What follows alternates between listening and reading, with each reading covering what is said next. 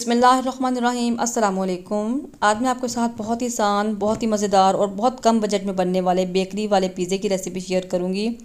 इसको बनाना बहुत आसान है, घर पर पड़ी हुई तमाम चीज़ों से आसानी से बनकर तैयार हो जाता है। ये वो पिज़्ज़ा है जो बेकरी से आप लेकर खाते हैं। इसका टेस्ट जो है ना पिज़्ज़ा हट वाले पिज़्ज़ा से बिल्कुल डिफरेंट होता है और ये बहुत ही मज़े का होता है। इसको बनाना भी बहुत आसान है। इसको अंडे वाला पिज़्ज़ा कहते हैं। हो सकता है आप में से बहुत से लोगों ने पिज़्ज़ा खाया हो, लेकिन आपको ये नहीं पता कि इसको बनाते कैसे हैं। जब आप इसको बनाएंगे तो आपको पता चलेगा कि ये हूबहू बिल्कुल वैसा ही है जो आप बेकरी से लेकर खाते हैं। इसको हम विदाउट ओवन बनाएंगे। तो चलिए आए बगैर देर की रेसिपी को शुरू कर लेते हैं। वीडियो अच्छी लगे तो लाइक और शेयर ज़रूर कीजिए। चैनल पर नहीं है तो चैनल को सब्सक्राइब करना मत भूलिए। बढ़ते हैं रेसिपी की तरफ। बनाते हैं मज़ेदार सा बेकरी वाला पिज़्ज़ा। तो ये मज़ेदार सा पिज़्ज़ा बनाने के लिए सबसे पहले हम इसकी डो तैयार करेंगे। उसके लिए मैंने यहाँ पर लिया है 2 कप मैदा। इसको मैं जो है छान कर इस्तेमाल करूँगी और आप भी मैदे को हमेशा छान कर इस्तेमाल किया करें। कुछ दिन पहले मुझे मैदे की ज़रूरत थी तो मैंने खुला मैदा ले लिया, वरना मैं ज़्यादातर जो है ना मार्ट से पैकेट वाला बंद मैदा लेती हूँ और उसमें से कुछ भी नहीं होता, बहुत साफ़ सुथरा होता है। हालांकि कीमत बिल्कुल एक ही है, खुले मैदे की भी और जो आप बंद पैकेट में लेते हैं उसकी भी। तो उसको जब मैंने छाना, आप यकीन करें उसमें इतनी ज़्यादा सूंडी, ये वही मैदा है। मैंने कहा आपको छान कर दिखाती हूँ, साइड पर पड़ा हुआ था।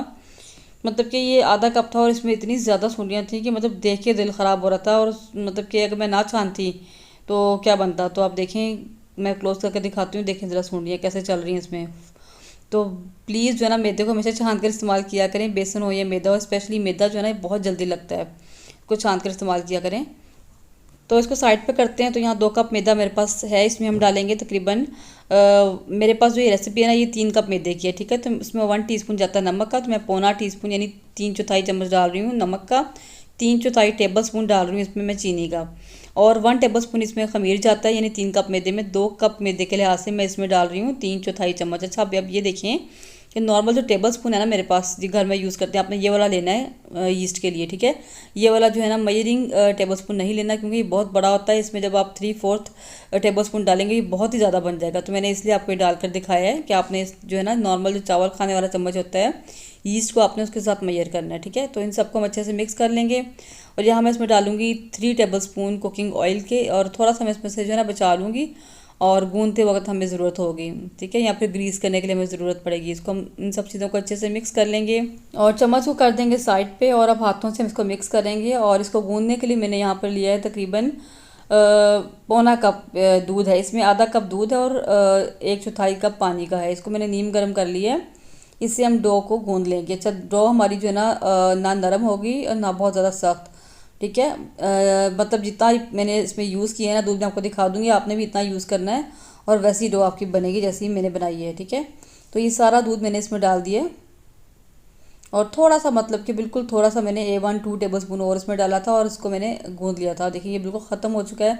और 1 या 2 खाने के चम्मच मैंने मज़ीद इसमें दूध डाला था और अब इसको मैं काउंटर पर डाल दूँगी। इसको हम अच्छे से जो है ना गूंद लेंगे। अच्छा, यहाँ पर जो एक जब मैंने इसको गूंदना स्टार्ट किया था तो मेरी जो है ना पता नहीं कोई टेक्निकल मसला हो रहा था, क्या होता है, वीडियो बिल्कुल स्टॉप हो जाती है और चलती नहीं है, ठीक है। तो वो जो मैंने गूंदा है ना इसको, वो स्किप हो गया। अब ये बिल्कुल मैंने यहाँ पर अच्छे से गूंद लिया। बहुत ज़्यादा इसको गूंदने की ज़रूरत नहीं है इस पिज़्ज़े की डो को, बस हमने इसको थोड़ा सा गूंदना है कि ये थोड़ी सी जो है ना हाथों को चिपकना बंद हो जाएगी, ठीक है। अब यहाँ मैंने जो है इसी बॉक्स को, इसी डब्बे को मैंने ग्रीस कर लिया ऑयल के साथ। इसमें इस डो को रख देंगे और एक साइड पे कर देंगे। हमने इसको अभी राइज़ नहीं करना, यानी फुलाना नहीं है इसको, बस हमने 10 मिनट के लिए साइड पे करना है। तब तक हम अपने पैन जो है ना पिज़्ज़ा पैन रेडी कर लेते हैं, ठीक है। तो मैंने यहाँ पर मीडियम साइज़ के पैन लिए हैं, एक नॉन स्टिक का है और एक दूसरा है। 2 पैन है, 2 पिज़्ज़े बनेंगे इसमें। और इसको मैंने ऑयल से, सॉरी घी से अच्छे से ग्रीस कर लिया। मोटी सी लेयर घी की लगा ली। इसको मैं फ्रिज में रख दूँगी ताकि अच्छे से सेट हो जाए। और जो दूसरी वाली दूसरा पैन है ये वाला, इसको मैं घी लगाने के बाद मैदा भी डस्ट कर रही हूँ, ठीक है। पहले वाले पे मैंने मैदा डस्ट नहीं किया। अब उतनी देर में हमारा जो है ना ये मैदा ये डो जो है थोड़ी सी ढल गई है, यानी कि बेलने के लिए आसान हो जाएगी। काउंटर पर छिड़केंगे मैदे को और इसको बेल लेंगे हम। इस तरीके से मुझे बेलना ज़रा आसान लगता है। जब इसको हम राइस कर लेते हैं ना फिर इसमें बहुत ज़्यादा लचक आ जाती है, वो यानी जो है ना खुलता नहीं है ठीक से मैदा। तो इसको मैं 2 हिस्सों में डिवाइड कर लूँगी, एक साइड पे कर दूँगी एक हिस्सा, और एक पिज़्ज़े की डो को हम इस तरीके से बेल लेंगे। इसको बहुत पतला भी नहीं बेलना और बहुत मोटा भी नहीं बेलना। हमने इसको तकरीबन जो है एक रोटी को डबल कर लें आप, उतना कह दें आप, ठीक है, उतना आपने बेलना है। और जो पिज़्ज़ा की ट्रे हमने तैयार की थी पहले ब्लैक वाली, उसके बराबर, उससे थोड़ा सा हम बड़ा ही बेलेंगे ताकि उसमें इजीली पूरा हो जाए। थोड़ा सा मैं इसको और बेल लूँगी क्योंकि हमने इसके किनारे भी कवर करने हैं। तो बस इसको रोटी को हम इसके ऊपर फैला देंगे और अच्छे तरीके से जो ना हम इसको साइडों से इस तरीके से बिठा देंगे ताकि कोई जगह भी ना ऊपर उठी हुई ना हो, और किनारों से भी अच्छे तरीके से फैला देंगे। और जो एक्स्ट्रा ऊपर वाला पार्ट है ना, इसके ऊपर हम बेलन की मदद से बेलन चला देंगे। उससे क्या होगा, इसके जो किनारे हैं ना वहाँ से कट जाएंगे इस तरीके से, ठीक है, बहुत आसानी से कट जाएंगे। और इस तरह मैं करने के बाद अब इसको मैं राइस होने के लिए अब छोड़ूंगी। पहले इसको मैंने जो है पैन में डाल दिया, अब राइस होने के लिए छोड़ेंगे और बाकी का प्रोसेस हम बाद में करेंगे। इसी तरीके से मैं जो दूसरी वाली ट्रे है ना पिज़्ज़ा की, उसको भी मैं इसी तरीके से तैयार कर लूँगी। अच्छा, थोड़ा सा इसमें से हमारा मैदा यानी डो बची है, थोड़ी सी दूसरे में से बची थी, और इस तरह मेरा छोटा पिज़्ज़ा बेक बिल्कुल छोटा सा बन गया था बच्चों के लिए, बच्चों के स्कूल के लिए। तो इसको भी मैं इसी तरीके से बेल कर और उस पैन में डाल दूँगी और इसी तरीके से इसको मैं सेट कर दूँगी और इसको हम राइस होने के लिए छोड़ देंगे। जब तक ये राइस होगा तब तक हम क्या करेंगे, अपनी जो है पिज़्ज़ा की फिलिंग कह लें या फिर टॉपिंग कह लें, वो तैयार कर लेते हैं। अगर वीडियो आपको मेरी थोड़ी सी भी अच्छी लगी हो तो वीडियो को प्लीज़ लाइक ज़रूर कर दिया करें। बहुत से लोग ऐसे हैं जिनका मुझे पता है कि वीडियो देखते हैं लेकिन वीडियो को लाइक करना पसंद नहीं करते हैं। एक अपनी उंगली ही दबानी होती है, आपका कौन सा बिल आता है, अगर आप लाइक कर देंगे तो हमारा भी भला रहता है, तो अल्लाह ताला आपको भी इसका अजर देगा अगर आप लाइक करेंगे। तो प्लीज़ लाइक जरूर कर दिया करें और सब्सक्राइब भी जो है शेयर भी किया करें। तो अब इसकी फिलिंग तैयार कर लेते हैं। उसके लिए मैंने एक पैन में डाला है 3 से 4 खाने के चम्मच कुकिंग ऑयल। इसमें डालेंगे 1 कप भर के जो है ना मतलब कि चॉप की हुई प्याज है, ऑमलेट कट में मैंने इसको काट लिया है। तकरीबन ये 200 से 250 ग्राम है, जितना हमारा चिकन है उसके बराबर ही हमने प्याज ली है और बिल्कुल अच्छे तरीके से हमने कप भरा हुआ है। और इसको हमने जो है ना फ्राई कर लेना है और इतनी देर फ्राई करना है कि इसका कलर चेंज हो जाएगा, ट्रांसलूसेंट हो जाएगा और थोड़ा सा ही गोल्डन भी हो जाएगा, ज़्यादा नहीं। जब इसका कलर चेंज होगा इसमें डालेंगे 1 टेबलस्पून भरकर अदरक और लहसुन का पेस्ट। इसको बहुत ज़्यादा आपने ब्राउन नहीं करना प्याज को, थोड़ा सा इसका भी हम फ्राई कर लेंगे। और साथ ही इसमें जो है ना कुछ मसाले भी डालेंगे, जिसमें मेरे पास है 1/2 टीस्पून नमक मैं इसमें ऐड कर रही हूँ और 1/2 टीस्पून काली मिर्चों का पाउडर है। नमक मैंने चिकन बॉईल करते हुए डाला है इसलिए मैंने इसमें कम डाला है। 3 हरी मिर्ची हैं जिसको मैंने चॉप कर लिया, इसमें शामिल कर देंगे। 1/2 टीस्पून कुटा हुआ या पिसा हुआ ज़ीरा आप ले सकते हैं। 1/2 टीस्पून सूखा धनिया का पाउडर है। थोड़ा सा इसमें पानी डाल दूँगी ताकि प्याज जले नहीं, मसाले भी ना जलें। इसको थोड़ा सा मिक्स कर लेंगे। और यहाँ पर मैंने थोड़ा सा जो है इसमें नमक वगैरह चेक किया था, मुझे कुछ कम लगा तो मैं थोड़ा सा नमक इसमें मज़ीद ऐड कर रही हूँ। और 1/2 टीस्पून डालेंगे इसमें गरम मसाला पाउडर और इसको मिक्स करेंगे। और साथ ही इसमें डाल देंगे 1 कप मेरे पास बॉईल की हुई चिकन है, बिल्कुल अच्छे तरीके से दबा कर मैंने भरी हुई है। और 1 कप है, तकरीबन ये 250 ग्राम चिकन था हड्डी समेत ही। तो इसको मैंने बॉईल कर लिया और इसको मैंने श्रेड कर लिया, ठीक है।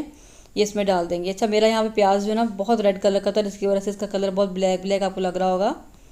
ये प्याज के कलर की वजह से है क्योंकि ये रेड वाला प्याज था। इसको अच्छे से मिक्स कर लेंगे और जब ये मिक्स हो जाएगा तो मेरे पास यहाँ पर है तकरीबन 1.5 टेबलस्पून मैंने कॉर्नफ्लोर को थोड़े से दूध में डालकर मिक्स कर लिया है, यानी 1/4 कप तकरीबन दूध मैंने लिया है। दूध आप थोड़ा ज़्यादा भी ले सकते हैं और ये इसमें डाल देंगे। बेसिकली हमें इसको बाइंड करना होता है इसको हमने, ताकि ये जो है पिज़्ज़ा के ऊपर लगाना आसान हो जाए। और अब इसको अच्छे से मिक्स कर लेंगे फ़ौरन से, ताकि गुठलियाँ ना बने। अच्छा, यहाँ पे मुझे ना कॉर्नफ्लोर कुछ कम लगा था, मैंने फिर थोड़ा सा दूध में कॉर्नफ्लोर जो है ना 1/2 टेबलस्पून और थोड़ा सा दूध भी इसमें और डाला ताकि थोड़ा सा लिक्विड ही सा और थोड़ा सा सॉफ्ट हो जाए। तो ठीक है, तो मैंने थोड़ा सा इसको सॉफ्ट कर लिया, जिसकी वजह से चिकन जो है ना पकाते पकाते थोड़ा सा और रेशेदार हो गया है। इसको हमने बहुत ज़्यादा सख्त नहीं करना, बस इतना है कि ये इकट्ठा हो जाएगा, जब अच्छे से पैन को छोड़ देगा उतनी देर पकाएंगे। और थोड़ा सा सॉफ्ट ही रखें क्योंकि ठंडे होने के बाद जो है थोड़ा सा सख्त हो जाता है, ठीक है। तो बस जब ये पैन को छोड़ना शुरू कर देगा तो इसको हम चूल्हे को बंद कर देंगे। ये वाला पिज़्ज़ा बनाना बहुत आसान है, बस चिकन आपको चाहिए होता है, मैदा तो मोस्टली हर घर में मौजूद होता है। तो इसको हमारी जो है फिलिंग बन गई, इसको ठंडा होने के लिए रख देंगे। अब सॉस तैयार कर लेते हैं। सॉस सिंपली केचप है। इस पिज़्ज़े की बेस में सिर्फ टोमेटो केचप ही डाली जाती है और कुछ नहीं डालते, लेकिन मैंने इसको थोड़ा सा स्पाइसी करना है तो मैंने यहाँ पर टोमेटो केचप के अंदर थोड़ी सी कुटी हुई लाल मिर्चें डाली हैं ताकि स्पाइसी हो जाए। सिंपल टोमेटो केचप है, किसी भी ब्रांड के आप ले सकते हैं। और ये आधी प्याली मैंने ली है, यहाँ फर्स्ट पे ज़रूरत ले सकते हैं, आप चाहें तो इन मिर्चों को स्किप भी कर सकते हैं। बस ये सॉस तैयार है और यहाँ पर हमारी जो है माशाल्लाह डो भी राइस हो चुकी है बहुत अच्छे से। अब इसके किनारों को हम दोबारा से इस तरीके से जो है ना इनकी शेप बना देंगे, क्योंकि ये फूलने के बाद इसकी शेप ख़राब होगी। इसके हम किनारे बना देंगे और दरमियान से आप देख सकते हैं इसमें एयर भर गई है, यानी हवा भर गई है। तो फॉक की मदद से इस तरीके से हम निशान लगाएंगे, उससे क्या होगा जब ये बेक होगा तो इसमें रोटी जो है ना फूलेगी नहीं, ठीक है। और इस तरीके से हम इसके किनारे भी सेट कर देंगे अच्छे से। अब इसके ऊपर लगाएंगे सॉस, हस्बे ज़रूरत आप सॉस लगा सकते हैं, बस थोड़ी लगानी है, बहुत ज़्यादा नहीं लगानी वरना बहुत मीठा हो जाए। तो बस इसके ऊपर अब चिकन की फिलिंग लगाएंगे। ये ठंडी हो चुकी है बहुत अच्छे से, इसको मैं 2 हिस्सों में डिवाइड कर दूँगी। एक पार्ट थोड़ा ज़्यादा रखूँगी क्योंकि एक छोटा सा पिज़्ज़ा और बन जाएगा। तो और इस तरीके से आप भी डिवाइड कर लें। उसके बाद एक जो चिकन का हिस्सा है ना, उसको हम इसके ऊपर लगा देंगे। हाथों की मदद से मैं लगा रही हूँ, आप चाहें तो चम्मच की मदद से भी लगा सकते हैं। तो बस हाथों की मदद से इसको अच्छे से हम फैला देंगे, इसके ऊपर तमाम जगह अच्छे से फैला देंगे। और देखिए अब मैंने चिकन जो है ना अच्छे से लगा दिया पूरे पिज़्ज़े पर। इसको चूँकि हम विदाउट ओवन बनाएंगे तो मैं आपको दिखा दूँ, मैंने यहाँ पर एक देसी और एक कढ़ाई को प्री हीट होने के लिए रख दिया। इसमें मैंने स्टैंड रख दिए हैं और जब मैंने ये ऊपर फिलिंग लगाई थी तब मैंने इसको प्री हीट होने के लिए रख दिया था। अब ये कुछ वेजिटेबल्स हैं, शिमला मिर्च है जिनको मैंने गोलाई में कट किया हुआ है, तो मैं ये इसके ऊपर लगा दूँगी। किसी भी शेप में आप काट सकते हैं। और साथ में टमाटर हैं, अगर आपके पास रेड शिमला मिर्च है वो लगा सकते हैं या टमाटर भी लगा सकते हैं। तो इस तरीके से टमाटर भी लगा देंगे। अच्छा, ये चूँकि अंडे वाला पिज़्ज़ा होता है तो मैंने एक अंडा यहाँ पर फेंट लिया और इसके ऊपर अंडा लगा देंगे। इसके ऊपर जो लेयर आती है, जो कलर आता है वो इस अंडे से ही आता है। इसके ऊपर चीज़ लगाने की बिल्कुल ज़रूरत नहीं होती, लेकिन अगर आप लगाना चाहते हैं, आपके पास है और आपको पसंद है तो आप थोड़ी थोड़ी सी लगा सकते हैं, लेकिन मैं नहीं लगा रही। और सिंपल इसको हम जो है ना इस कढ़ाई में बेक होने के लिए रख देंगे। बहुत ध्यान से रखना होता है, तो कढ़ाई भी गर्म है और एक अंडा भी गिर जाता है साइड पे, तो मेरा भी थोड़ा सा गिर गया है। इसको कवर कर देंगे। इसको तकरीबन 20 से 25 मिनट हम बेक करेंगे लो फ्लेम पर। और इसके ऊपर कलर लाने के लिए जो है मैं इसको बाद में ओवन में थोड़ा सा टाइम दूंगी, तो मैं आगे चल के आपको दिखाती हूँ। तो दूसरे वाला पिज़्ज़ा भी देखिए हमारा अच्छा सा राइज़ हो चुका है। इसको भी इसी तरीके से हम बिल्कुल वही प्रोसेस करेंगे जो हमने पहले किया था, उसी तरीके से इसके ऊपर भी हम फिलिंग लगाएंगे।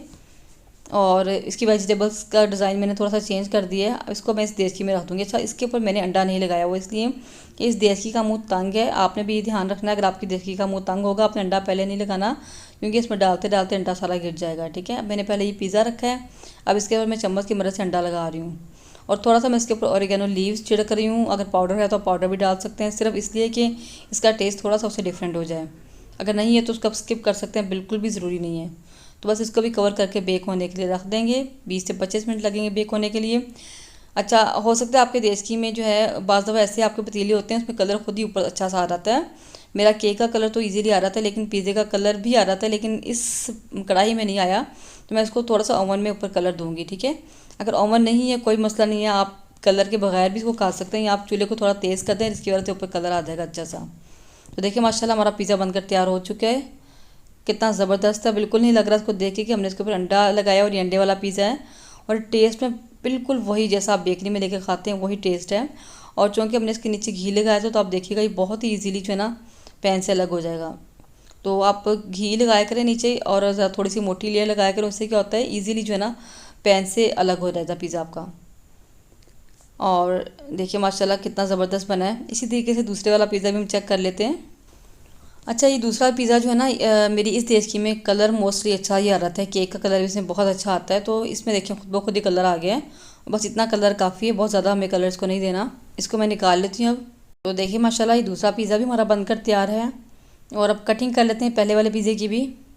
ये बहुत ही मज़े का बनता है, बनाना बहुत आसान है। इंशाल्लाह ये आपको बहुत पसंद आएगा, बच्चों को बहुत पसंद आएगा। बच्चों को आप लंच बॉक्स में बनाकर दे सकते हैं और घर पे पड़ी तमाम चीज़ों से बनकर तैयार हो जाता है।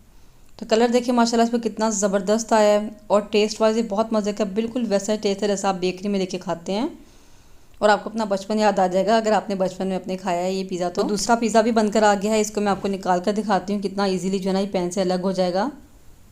उम्मीद है आज की वीडियो आपको पसंद आई होगी। वीडियो अच्छी लगे तो लाइक और शेयर ज़रूर कीजिए, इसको ज़रूर बनाकर ट्राई करें, मुझे कमेंट करके ज़रूर बताएं कि आपको वीडियो कैसी लगी।